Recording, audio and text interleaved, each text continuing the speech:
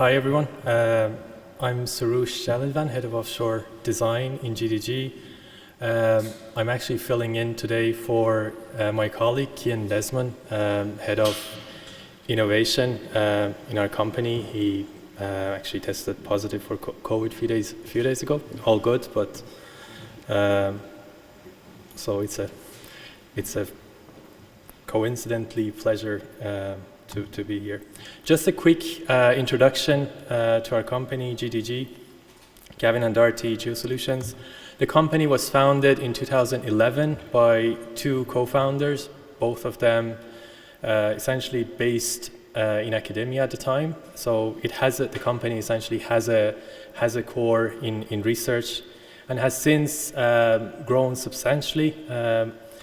With offices in Ireland and the UK. We're now at about over 120 people.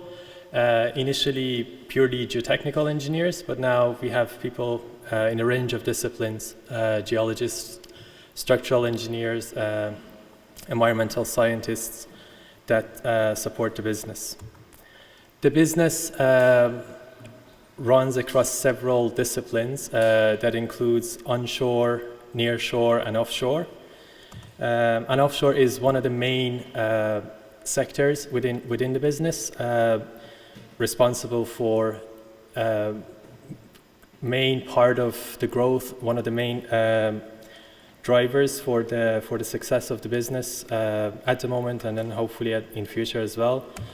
And the sector is divided into a number of subsectors. I'm looking after the offshore design, but we also have sectors for ground modeling, which we are looking usually at developing initial understanding of the ground conditions at sites, site characterization that take some of the information from the ground modeling team and design surveys and manage them all the way to handing over the data to the other teams. We have a marine advisory team who are providing support with consenting for coastal and offshore projects, and offshore design, which is looking at several disciplines, including geotechnical, structural, metocean, cable design at the moment.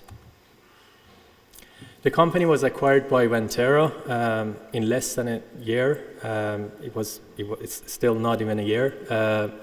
Ventera is a corporate major player looking to become a global contributor to the development of offshore wind, and it is divided into a number of disciplines, and GDG is leading the engineering sector. R&D is an integrated part of GDG, so as discussed, it has been part of the DNA of the company from the get-go, and it continues to drive the success and growth of the business. We have large number of R&D projects, which obviously we don't have time to go into the details of those, but they generally divide into these 8 disciplines that include floating wind, advanced fixed offshore wind, include remote monitoring using drones, for example, green hydrogen, geothermal, among others. We have 15 PhD students at the moment working with the company, getting exposure to commercial work while at the same time progressing their own research as well. We have a number of senior researchers, and we have a large number of staff who are working in a part-time manner, contributing to our R&D jobs, R&D projects. Cian here. So leading the R&D team, and here we have noted a number of national fundings that are supporting our R&D projects, including initiatives with iCRAG, MARI, as well as other funding bodies.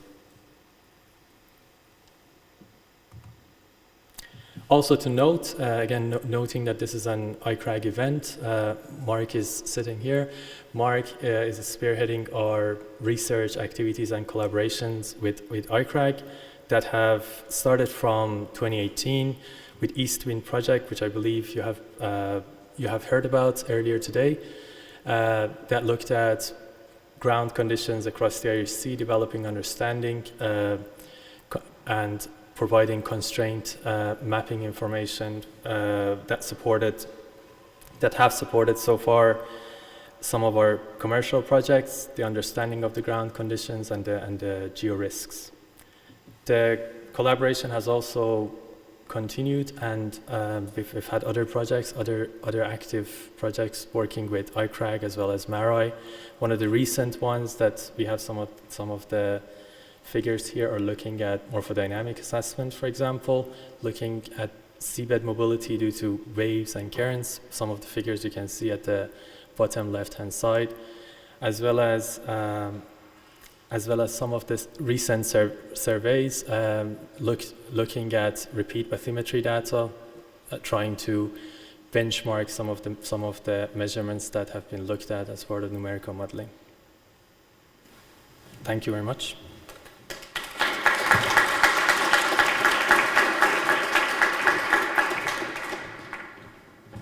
Excellent, thank you, Soroosh. Next presentation is from Dave Linehan. Thanks very much, and good evening, everyone. Great to be here, and thanks very much to the iCRAG team for inviting us. This is part two of the double act, I suppose, from Wind Energy Ireland today. You would have heard earlier on this morning from Niall, my colleague, who spoke about, I suppose, the context and the direction of where the sector is heading over the next decade and beyond. What I want to do is give you a flavour for how us, I suppose, as a member association with over 180 members now and growing rapidly, how we plan to support the research sector, work with you, work together towards, I suppose, realising some of that ambition that Niall would have talked about earlier on. I think it's fair to say over the past 9 months we've ramped up our plans significantly in terms of research and development. About 3 months ago we finalised a brand new research strategy for the sector. So this is really taking us over the next 4 years. We plan to have a significant role in terms of the research that's coming through colleges, the type of research we're doing ourselves as well with our partners. So really wanted to just give you a flavour over the next couple of minutes around some of those early stage initiatives we're moving forward with. The research strategy, it's up on our website and there's a link to it there at the bottom of the slide. It really touches on 4 key areas which we've identified from talking to industry, talking to academics over the past 9 months. And it talks across 4 key areas. The first of those is policy development. It's an area that for a long time now, Wind Energy Ireland and obviously previously IWEA would have played a role in terms of informing government policy direction with the first Climate Action Plan in 2019. What we refer to as evidence building policy priming research is going to be key over the coming years and continuing, I suppose, to undertake research, double down on our efforts in terms of influencing government policy and the direction in particular for offshore wind over the next decade. I'll come on to talk about some recent examples of work we're doing on that, but you would have seen in Niall's presentation earlier some recent reports we've published, for example, the Revolution report. Earlier this year, we've released a new report with GDG actually around hydrogen potential for the country as well. So there's lots of ongoing policy research for us underway. The second one is really around partnerships, and I guess that's why we're here today. It's around tapping into the research ecosystem, the research centres across the country.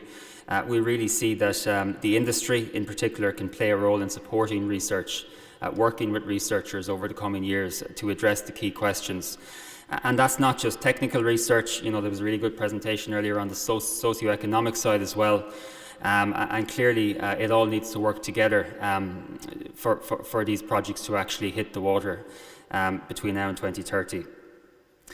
Partnerships for us involves supporting essential studies. We submit a lot of letters of support for research projects, but also I think increasingly actually getting involved in research projects ourselves as partners and being that intermediary between academics and industry companies, the members that we bring together in our working groups and our committees all day, every day. The third goal there is around education and engagement. So again, a really important part, I think, of research is dissemination and impact. So how can we quantify the effectiveness of the research that's being done? How can we ensure that it's applied in industry and actually makes a real difference to projects? So again, we've got some early stage ideas around how we can help with the engagement around research. I'm going to flick on in a second to a slide which might talk about some of that. And then the final bit is just a general point around industry supports. That's us, I suppose, as a member association, listening to the needs of industry. What do industry need? There's a huge growth trajectory, I suppose, for the sector. I don't need to say that. It's pretty obvious, you know, the massive ambition that we have for the sector. That'll involve lots of new people, new actual skill sets to be ready for the sector. So we're now working and starting to work with colleges across the country to see how we ensure that the next talent, the next courses are being developed so that we have a healthy supply chain of graduates coming in to join the workforce over the next decade. I'm going to really briefly just flick down through. These are a couple of the reports that we have been working on over recent years in the policy space. Again, all publicly available on our website. Just draw your attention maybe to the second last bullet point, a big piece of work we did with Marai back last year. Paul Dean and his team down there around what a net zero system, not just for electricity but for the entire economy, might actually look like by 2050. So electricity is one aspect, obviously, but there is a broader point now in terms of a net zero society by 2050. And I suppose we're also starting to look at that. We realise that electricity is going to do the heavy lifting when we get towards a zero carbon society. So we've huge ambition for 2030, but we're now also starting to look beyond that as well. And this is my last slide, just maybe to highlight straight away how we're starting to implement some of those four key strategic goals I talked about in our strategy. We've recently partnered up on a large consortium called T-Shore. That's our first, I suppose, foray into the research partnership model that I talked about. It's a collaboration with 13 other partners across 4 European countries. On that particular project, Wind Energy Ireland applied last September. It's currently moving towards the grant agreement stage, so delighted to say we've been successful with that one. That'll take us through the next 4 years, and it's really looking at skill sets required to kickstart the offshore sector across Europe. So very much tying back into that piece around workforce, skills development and courses. We're going to be the dissemination lead of the work package associated with that project. So again, that's just one example, I suppose, of how an association like Wind Energy Ireland can actually be involved in research. We've also recently submitted 2 new proposals under the Horizon programme for a call on wind in the natural and social environment. That's very much a socio-economic study which we collaborated with across a number of partners as well, and we'd hope to get feedback on that in Q3 of this year. The bottom of the screen there, you'll see details of our research poster room. It's the very first time at the Wind Energy Ireland conference we're actually dedicating an entire space of the conference to research, and we opened a call for abstracts back in February, inviting everyone across the research ecosystem the opportunity to come and actually present their work at our upcoming conference, which is taking place in 2 weeks' time. And I know there's some people in the room today who will actually be taking part in that. So we're very, very much looking forward to that. That'll be a chance for, again, industry and academia to come together just like today. And I think those types of events are going to be really important in the years ahead. And I guess the final bullet point there, just again, to make that point, we are very much open for business in terms of research collaboration. You know, I've had conversations with a couple of people today, but I think industry, academia, associations like ourselves, we all need to work together now to take forward all of these projects, tap into the huge opportunities that are out there, not just at a national level, but also the European funding too. So I'll leave it at that. My contact details are up on screen there, and very happy to take any questions as well. And thanks again to iCRAG for a wonderful event.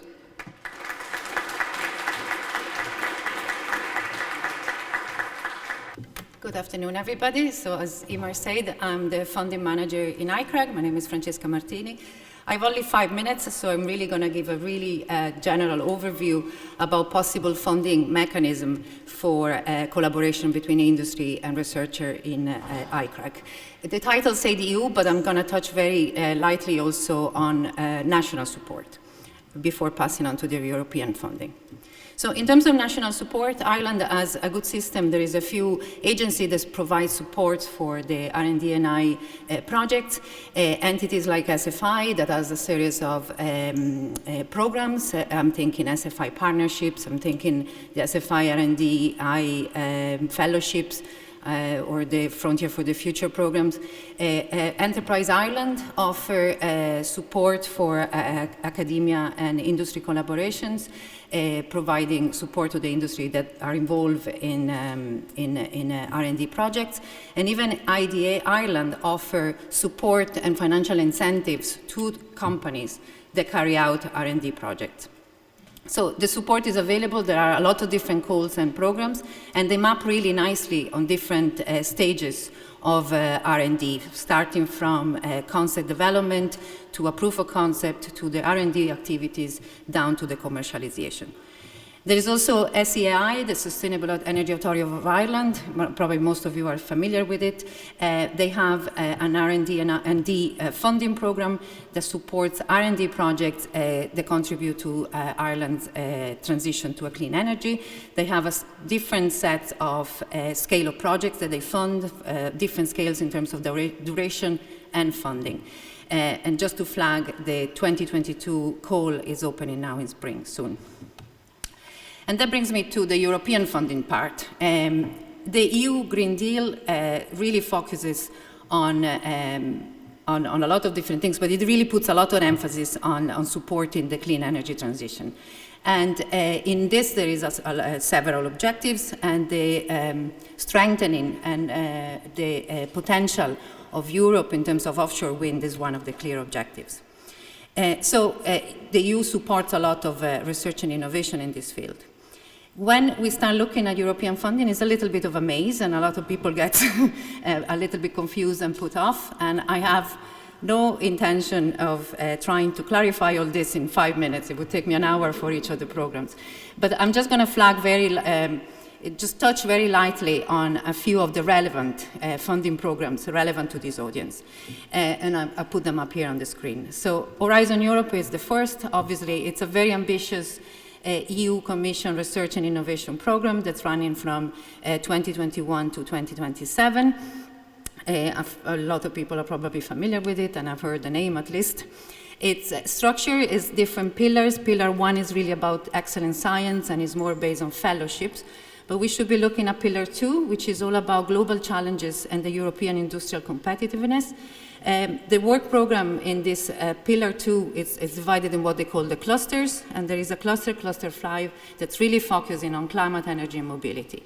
Within these clusters, the work program is also subdivided in smaller chunks of the work program in what they are defined by impact and impact areas, what the European Commission called destinations.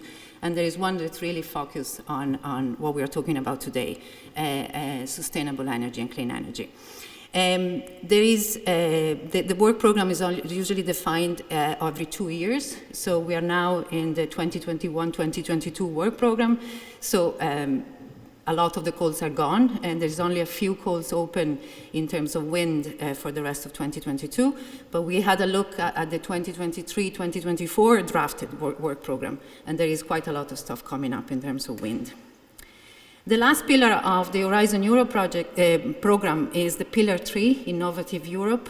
There's something new about this is the European Innovation Council, the EIC, and this really supports innovation, which has a real big potential breakthrough, and they are disruptive in nature, and they can really scale up, and it's really supporting SMEs to scale up. It's investments that it would be too risky for a private investment. Again, there is different funding mechanism. From some of you might be familiar with what's called the Pathfinders projects, and they scale up to transition projects and to what is called the accelerators. Some of the calls in this program, they're really answering specific strategic challenges, but the majority of the program is a bottom-up program. So there is a lot of room in there too. Moving on to another EU program is the LIFE program, which is the EU funding instruments for the environment and climate action. It's subdivided in different sub-programs, and again, there is one specific about the clean energy transition.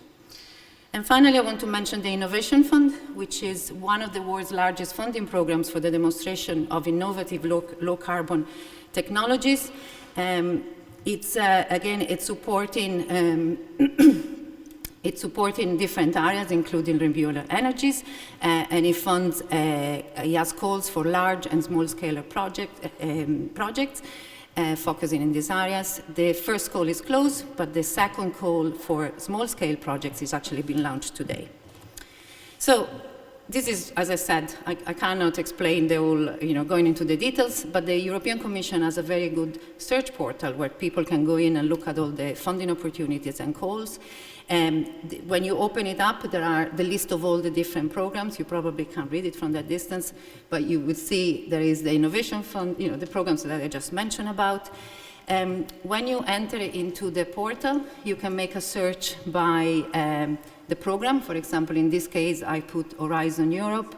I've put the program part, which is the climate energy mobility and the destination of interest, and it brings up on the right-hand side all the funding calls that are relevant to that program, and with the links to the documentation, with the deadlines and the type of projects that are required. Or you can also do, which is very handy, a search by keyword. In this case, I typed in wind, and it brings up anything that's related to wind for all the different programs. It's probably still very confusing. iCRAG is here to offer support in this. We work with the national point of contact from the European Commission on the work program and the different topics, so we are in close collaboration with them.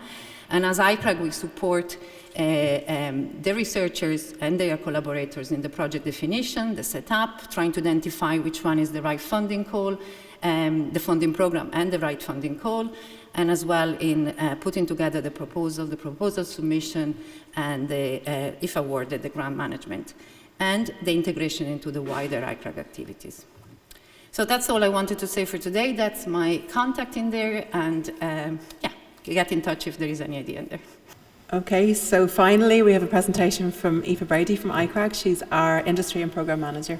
What I want to talk about today is opportunities to get involved with iCRAG. So over the course of the afternoon, we've heard about iCRAG and our partners' capabilities, their expertise, and the current research that we're doing in the area of de-risking offshore wind in Ireland. But what I want to talk about is how to get involved and why you should get involved with iCRAG. iCRAG, as you've heard, is a Science Foundation Ireland Research Centre. And one of our primary objectives is to deliver economic and societal benefit to Ireland. And we have a significant focus on supporting enterprise development and also on competitiveness in Ireland. And as such, we see industry partners as a crucial part of the Research Centre ecosystem. Since our inception in 2015, we've worked with a wide variety of industry partners, both nationally and internationally. And in iCRAG, we have several mechanisms of industry-academic interactions, and we've worked with small, local SMEs right up to international, multinational companies. And we also have flexible models of engagement. We have the capacity to develop one-to-one projects and also to develop consortia of projects.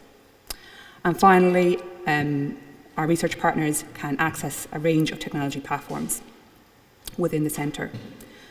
So really, what are those key benefits? Well, as a research centre, I think one of the key benefits is the multidisciplinary nature of our research teams, where we can draw and combine insights from across a range of disciplines, such as we heard today, so for example, geotechnics, social science, and geology. And importantly, our partners have access to iCRAG co-funding opportunities to develop collaborative research projects with our researchers across 8 centres.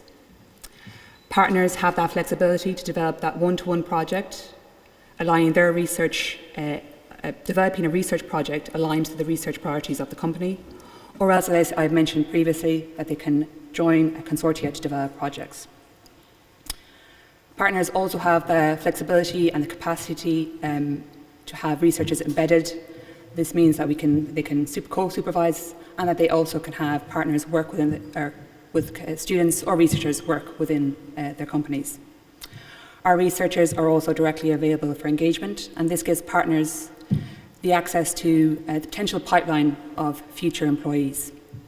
As I mentioned, partners also have the ability to use world-class facilities, technologies across the 8 institutions of iCRAG. And finally, iCRAG has capacity, as we're doing today, to bring academia, state, semi-state and industry bodies together in one place. So what are the next steps? How do we go about engaging with iCRAG? So it's really as simple as directly engaging with our researchers or with the iCRAG business development team, that would be myself and Emer, who's been here all day. And we will help and coordinate the interactions between partners and our researchers. Importantly, together we jointly develop that research proposal, what the resources are needed, the associated budget, and also developing a mechanism of interaction that best suits those partners.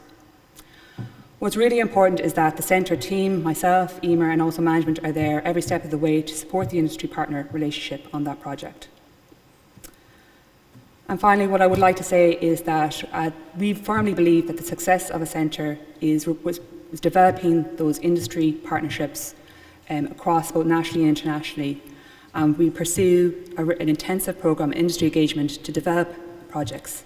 So what I would say is to please either reach out to myself or Emer or any of our researchers here today if you're interested in developing a project. And there you go. I think I was under 5 minutes.